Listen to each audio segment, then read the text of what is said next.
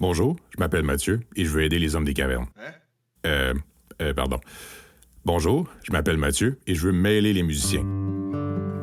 C'est un peu ça.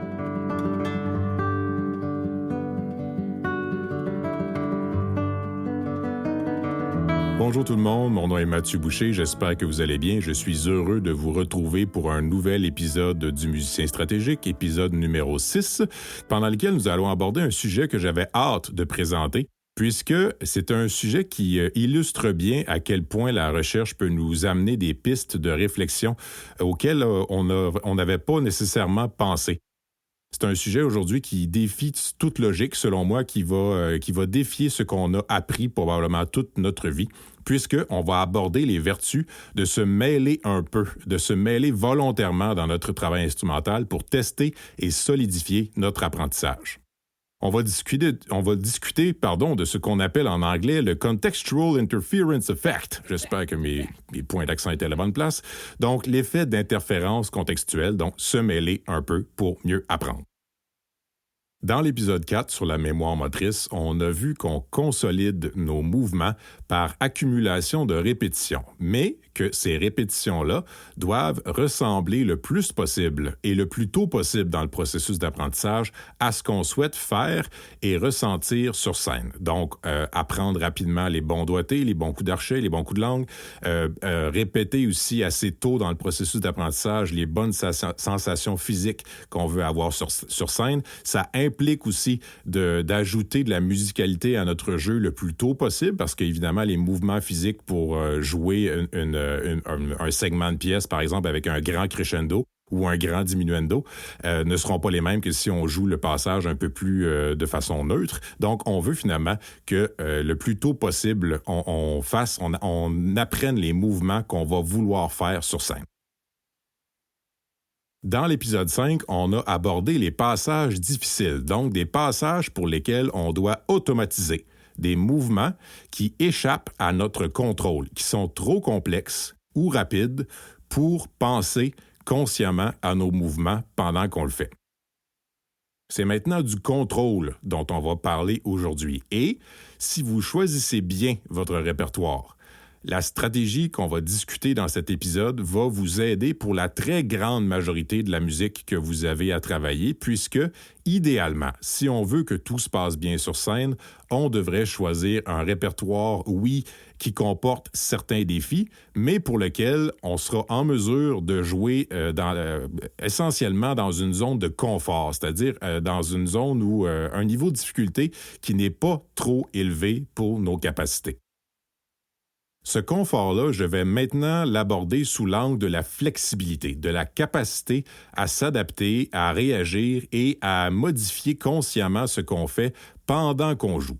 Par opposition au travail d'automatisation dont on a discuté dans le dernier épisode, qui consistait en fait un peu à construire des rails de chemin de fer très solides dans notre tête, des rails qu'on va pouvoir emprunter au moment de jouer le passage difficile et qui vont nous permettre justement de rester sur les rails, mais avec pour conséquence de ne pas pouvoir changer de direction. Un train ne peut pas décider subitement, je vais prendre ici à gauche, donc il est sur les rails, il ne peut pas en sortir, et c'est un peu ça qu'on veut créer, mais de façon positive, à travers des réussites, dans notre tête lorsqu'on joue un passage difficile. Donc, ça, c'est pour l'automatisation. Pour ce qui nous intéresse aujourd'hui, donc le développement du contrôle, un peu l'opposé, ce sera donc complètement l'inverse. On veut que toutes les directions soient possibles. Et dans ce cas-ci, le concept de répétition tel qu'on le conçoit habituellement est justement la chose à ne pas faire. C'est un peu pour cette raison que je n'aime pas personnellement le mot français de répétition pour traduire le mot pratique qu'on utilise souvent, qui est un anglicisme en fait, mais le dictionnaire de la langue française dit que c'est le mot répéter qui serait le bon mot pour pratiquer, alors que malheureusement, dans la plupart des cas, répéter nous mène à faire quelque chose qu'on ne devrait pas faire idéalement lorsqu'on travaille. C'est donc un mot qui est plus ou moins bien choisi selon moi. On va donc découvrir ensemble l'effet d'interférence contextuelle.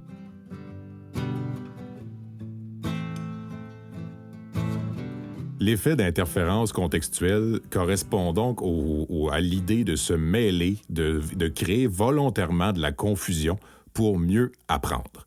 Ce qu'on a toujours entendu probablement dans notre vie et qui a une part de logique, évidemment, dans le conseil qu'on reçoit, c'est répète jusqu'à temps que tu te sentes à l'aise, répète jusqu'à temps que tu réussisses. Évidemment, on a vu, par contre, dans l'épisode numéro 4 sur la mémoire motrice, que lorsqu'on dit la phrase répète jusqu'à temps que tu réussisses, si vous faites, par exemple, 12 erreurs en faisant vos répétitions et que la troisième fois vous réussissez et que vous dites finalement « ça y est, je l'ai eu, je peux passer à autre chose », vous n'avez réussi votre passage qu'une seule fois et vous avez fait 12 erreurs. On a donc appris que, dans ce cas-ci, c'est 12-1 pour les Whoop-A-Lite. Si ce que je vous dis là semble complètement farfelu, allez écouter l'épisode 4. Donc, ce que notre cerveau fait, par contre, ce que notre cerveau est biologiquement préparé à faire depuis des millénaires, c'est chercher la nouveauté. Pourquoi? Parce que toute nouveauté peut être un potentiel danger. Imaginez-vous, il y a 15 000 ans, à l'endroit où vous vous trouvez en ce moment. Vous êtes, par exemple, dans la forêt et vous êtes en train de faire cuire votre steak de mammouth. Possiblement des erreurs historiques dans ce que je dis, mais on s'entend que c'est pour un exemple. Donc, vous êtes en train de faire cuire votre steak de mammouth et tout est tranquille. Les branches, subitement, bougent derrière vous. Si vous ne réagissez pas, il est possible que dans les 10 secondes suivantes, un chasseur de la tribu rivale vient vous tuer à coups de roche pour voler votre steak, ou vous êtes vous-même le repas d'un tigre à dents de sabre si vous n'avez pas réagi. Donc, notre cerveau est programmé pour chercher la nouveauté parce que toute nouveauté est un potentiel danger. Ça peut sembler bizarre de dire ça dans notre société occidentale où il y a des lois, où on a nos maisons sont sécuritaires et ainsi de suite, mais notre cerveau n'a toujours pas compris qu'on est en 2020, 21, 22, peu importe quand vous m'écoutez, qu'on est rendu dans le monde moderne et qu'il n'y a plus de danger comme à l'époque où on était dans des cavernes, en tribu, et qu'on devait aller chasser le mammouth pour manger. Donc, on est encore dans cette période-là dans notre cerveau, malheureusement. Ce qui fait que le cerveau cherche de la nouveauté. Anecdote. J'ai 2 anecdotes à vous raconter par rapport à ça. D'abord, quand je donne des conférences et que j'explique ce sujet-là, je fais tout le temps exprès, avant la conférence, de mettre une pièce de monnaie ou une clé ou peu importe dans mes poches. Et lorsque j'arrive pour expliquer l'effet d'interférence contextuelle, je regarde tout le temps le public et je leur dis « Regardez-moi dans les yeux. J'ai quelque chose d'extrêmement important à vous dire. Il faut vraiment m'écouter. » Et là, discrètement, je mets la main dans ma poche, je prends la clé, et pendant que je dis « le cerveau ne résiste pas à quelque chose de nouveau », je laisse tomber la clé. Qu'est-ce que vous pensez qui arrive? S'il y a 50 personnes qui m'écoutent, je vois 50 paires de 50 regards qui suivent la clé tombée ou qui regardent à terre quand on entend le bruit. On ne résiste pas à quelque chose de nouveau.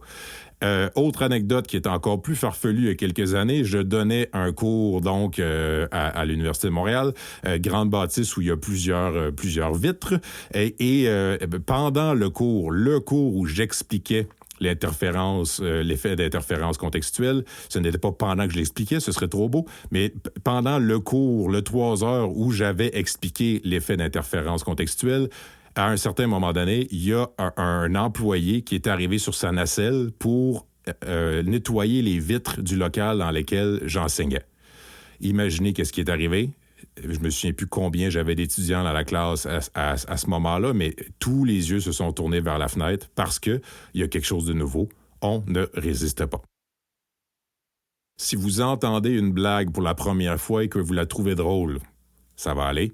Quand vous l'entendez pour une deuxième fois, vous dites ouais, « je la connais déjà celle-là ».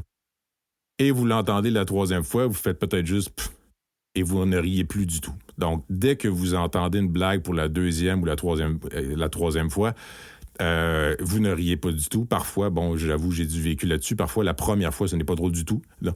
Mais quand même, donc, vous entendez la blague et vous riez. La deuxième fois, vous riez moins. La troisième fois, vous ne riez plus du tout.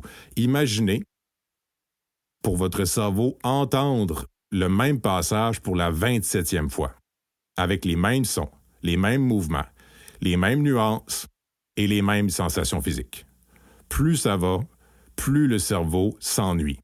Et plus il s'ennuie, plus il va chercher la nouveauté. Et c'est là souvent que, là, il y a un oiseau dehors, ça devient irrésistible. On se met à penser à ce qu'on va faire en fin de semaine. On se met à penser à complètement d'autres choses. Et on est en train, malheureusement, d'entraîner notre cerveau à penser à autre chose pendant qu'on joue.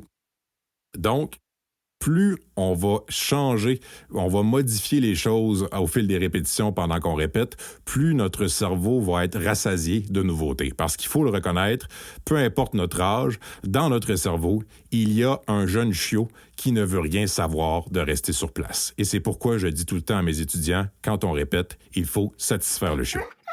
On devrait donc ajouter du changement dans chacune de nos répétitions.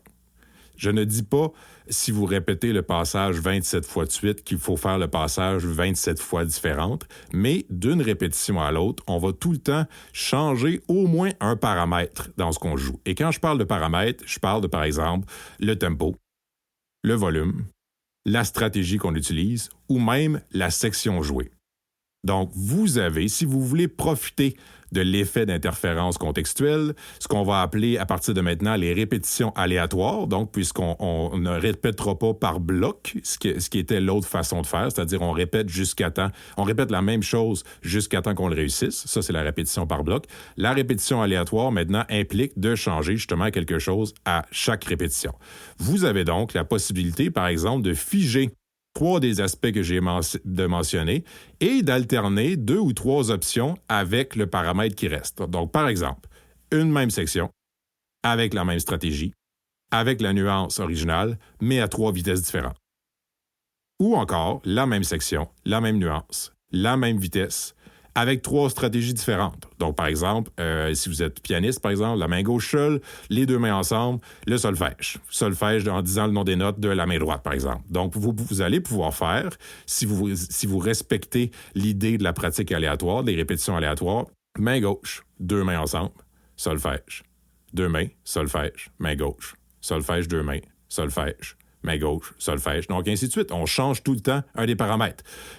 Donc, évidemment, il y a aussi une section, une stratégie, une vitesse, 3 nuances, et une possibilité que vous avez pour profiter de cet effet-là, amener un côté même un peu ludique, c'est de mettre un petit dé dans un petit contenant de lunch, donc un petit contenant souvent transparent, là, dans lequel vous mettez peut-être des petits fruits ou des noix, peu importe, et finalement d'avoir ça à portée de main, d'avoir le dé là-dedans, brasser le petit contenant et d'avoir associé au préalable une des possibilités, en fait d'avoir associé 6 possibilités, 6 façons de jouer le passage à chacune des phases du dé. Et maintenant, c'est le dé un peu qui décide, qui amène un côté aléatoire à votre pratique, à vos répétitions. Dans tous les cas, l'idée est de devoir réfléchir et prendre une petite décision entre chacune des répétitions. Donc, de devoir se poser des questions, prendre une décision. Maintenant, je vais le faire triple forte. Maintenant, je vais le faire très lent, très doux. Maintenant, je vais le faire juste la main gauche ou juste avec le coup de langue, juste l'embouchure sur la même note. Peu importe. Chaque fois que vous faites une répétition, vous avez eu une petite décision à prendre avant de le faire. Il y a donc un petit côté un peu ludique, un peu improvisation même dans vos répétitions et vous allez tirer beaucoup de bénéfices sur le plan de l'attention, de devoir prendre ces petites décisions-là, plutôt que d'être un peu en mode automatique, et on répète, et on répète, et on répète, et ainsi de suite, et on ne réfléchit plus entre chacune des répétitions. Peut-être que vous m'écoutez en ce moment en vous grattant la tête et en vous disant intérieurement « Pas sûr ». Je vais maintenant vous parler des avantages de la gestion aléatoire des répétitions par rapport à la gestion par bloc. La gestion par bloc, c'est ce qu'on fait traditionnellement. Les musiciens, c'est ce qu'on s'est fait dire souvent. Il y a une certaine logique, oui, de dire répète jusqu'à temps que tu le réussisses, mais on va maintenant parler des avantages de la gestion aléatoire des répétitions, c'est-à-dire introduire un peu de changement entre chacune de ces répétitions-là. D'abord, il faut savoir que la gestion aléatoire des répétitions a été abondamment étudiée dans d'autres domaines que la musique, donc souvent dans les sports, et que je vais terminer en vous parlant d'une chercheuse, justement, une chercheuse canadienne qui travaille justement sur la gestion aléatoire des répétitions chez les musiciens. Donc, ce qu'il faut savoir d'abord, de façon générale, dans tous les types de tâches qui ont été étudiées avec la gestion aléatoire, on remarque un apprentissage plus solide à long terme quand on utilise la gestion aléatoire des répétitions. Donc, si je vous ai convaincu d'utiliser l'approche aléatoire et que vous l'essayez dès aujourd'hui, il est fort possible que vous soyez mêlé, que vous fassiez plus d'erreurs et que vous soyez en train de repenser à ce que je vous ai dit dans l'épisode 4, c'est-à-dire de répéter vos réussites et de diminuer les erreurs, ainsi de suite, pour avoir le pourcentage d'essais réussis le plus élevé possible, et que vous vous disiez finalement, ça marche pas son affaire, ça fonctionne pas. Ce que vous êtes en train de vivre, c'est en fait le danger des trucs. Oui, parfois, il y a des bons trucs, mais il peut arriver parfois que des trucs soient ce qui fonctionne à court terme, puisque c'est ce que l'humain est capable de percevoir facilement. Donc, ce qui est à court terme, la recherche, ce qu'elle permet de faire, justement, de voir, ce sont les effets à long terme. De un, puisque les effets souvent sont mesurés d'un point de vue extérieur, donc d'une autre personne que la personne qui fait la tâche, et les résultats sont conservés. Donc, c'est plus facile de comparer un temps numéro 1 et un temps numéro 2, c'est-à-dire si vous commencez à utiliser une stratégie et que 3 mois après, vous passez un nouveau test pour vérifier votre apprentissage, bien, c'est plus facile de faire la comparaison entre les deux quand on a les données de chacun plutôt que de se fier aux souvenirs de la personne. Il faut donc faire attention au sentiment que ça ne fonctionne pas à court terme, parce que c'est justement à long terme que ça a des effets bénéfiques, et à court terme, je vous le dis, l'effet, c'est de nous mêler. Donc, c'est volontaire, et c'est le fait de se démêler volontairement aussi, de chercher à se démêler, qui va nous aider à long terme également. On a donc un avantage sur l'apprentissage. On a aussi un avantage très immédiat, en fait, donc du court terme que vous pouvez percevoir par vous-même rapidement, c'est que le fait de devoir constamment s'adapter entre les répétitions oblige le cerveau à travailler davantage, donc, et à travailler comme il le fera lors d'une prestation. Donc, l'adaptation constante demande de prendre des décisions constamment, ce qui va être bénéfique pour votre attention. Vous allez peut-être moins tomber dans la lune pendant que vous répétez. Et en fait, ce travail-là, de devoir tout le temps changer, de devoir trouver les bonnes informations du premier coup dans la mémoire, c'est ce qui ressemble le plus à comment votre cerveau va devoir travailler une fois sur scène, c'est-à-dire trouver la bonne information du premier coup et que ce soit une réussite. Troisième avantage, et celui qui est peut-être mon préféré, particulièrement pour les musiciens, c'est que si on applique les résultats d'une étude qui a été réalisée en laboratoire, donc l'utilisation des répétitions aléatoires donnerait une meilleure capacité à prédire le résultat réel de la prestation. Si on applique donc chez les musiciens les résultats qui ont été observés dans une autre étude, les musiciens qui utilisent la répétition aléatoire pourraient avoir une meilleure capacité à prévoir comment la prestation va réellement se passer. Il faut avouer que les répétitions en bloc donnent une illusion, entre guillemets, de maîtrise et de réussite. En modifiant constamment comment on joue un passage, on se retrouve à jouer le passage pour la première fois, comme ce sera le cas sur scène. Même si vous alternez deux ou trois paramètres, donc par exemple, tout pareil avec 3 volumes, il reste qu'à chaque fois que vous faites le passage forté, c'est la première fois que vous le faites. Même si vous l'avez fait auparavant, c'est jamais 2 fois de suite.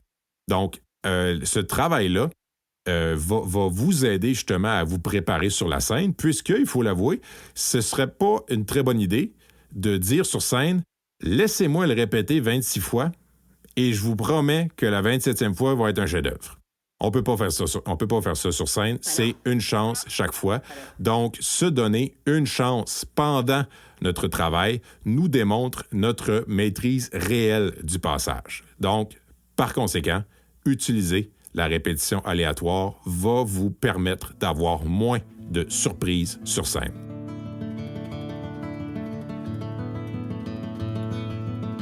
Avant de conclure, je voulais simplement vous rappeler d'aller visiter le site Internet Musicien Stratégique, www.musicienstratégique.com, musicien stratégique en un mot et sans accent, ou d'aller aimer la page Facebook Le Musicien Stratégique pour avoir d'autres ressources en plus de ce balado-là pour vous aider à améliorer l'efficacité de votre travail instrumental. J'offre aussi des présentations et des webinaires sur le travail instrumental ainsi que du suivi individuel, un peu de type coaching. J'espère que le contenu du balado vous plaît et vous aide, mais je peux aussi vous aider personnellement. Si vous avez une audition importante, un examen, un concert ou une tournée mondiale, on pourra discuter ensemble comment appliquer à votre situation le savoir que je vous transmets dans ce balado, à la fois en fonction de votre projet précis, mais aussi en fonction de vos défis personnels ou des problèmes que vous rencontrez habituellement sur scène, qui sont probablement liés, malgré vous, à la façon dont vous travaillez. Donc, vous pouvez vous rendre sur mon site Internet, www.musicienstratégique.com, dans la section Ateliers et coaching. En conclusion, donc, les répétitions aléatoires donnent un meilleur résultat sur le plan de l'apprentissage à long terme, une meilleure capacité à prévoir le résultat final de la prestation. Donc oui, il est possible que vous fassiez des erreurs, mais on veut le savoir pendant le travail, qu'un passage en particulier est moins solide un peu. Donc ce n'est pas une fois sur scène qu'on veut se rendre compte, lorsqu'on a une seule occasion de réussir le passage, que ça ne fonctionne pas. On ne veut pas découvrir ça sur scène, donc vaut mieux le découvrir dans le studio de travail. Et ce sera bon pour votre attention, vous allez satisfaire votre chiot en offrant tout le temps de la nouveauté. Ça donne un côté plus créatif au travail instrumental que j'aime beaucoup. Ça donne comme un peu une impression d'improvisation. Alors, on peut être très organisé, mais d'improvisation, donc de devoir changer constamment de ce qu'on fait pendant qu'on joue, va donc amener le petit côté créatif dont je vous parle. Il y a une chercheuse de Terre-Neuve, Kristen Carter, qui a beaucoup travaillé sur les répétitions aléatoires dans les dernières années chez les musiciens. Dans une étude qu'elle a publiée en 2016, elle a comparé les participants musiciens qui travaillaient par bloc et de façon aléatoire, et qui travaillaient donc un court passage d'un concerto et une étude. Dans une des situations, les participants travaillaient pendant 12 minutes sur chacune l'étude et le concerto, donc 12 minutes chacune, et dans l'autre situation, c'était à tous les 3 minutes, ils changeaient. L'étude a été réalisée sur une seule journée, donc c'était un effet à court terme. Évidemment, on n'a pas pu mesurer les bénéfices à long terme, mais parmi les résultats, les participants qui ont utilisé l'approche aléatoire ont, pour la plupart, considéré la stratégie comme efficace à court terme. Donc, 8 participants sur 10 qui ont reconnu ses bienfaits, même si cette tâche-là était réalisée à court terme, donc pas d'effet à long terme mesuré, mais malgré tout, ils disaient préférer la stratégie par bloc. Donc ça, je trouve ça très drôle parce que malgré le fait qu'il disait « oui, ça fonctionne mieux, oui, ça doit être plus efficace, mais j'aime mieux le par bloc quand même ». J'espère que vous ne ferez pas comme les participants à cette étude-là et que vous adopterez la répétition aléatoire, la gestion aléatoire des répétitions dans votre travail instrumental. On a vu donc qu'il y a des bénéfices à long terme.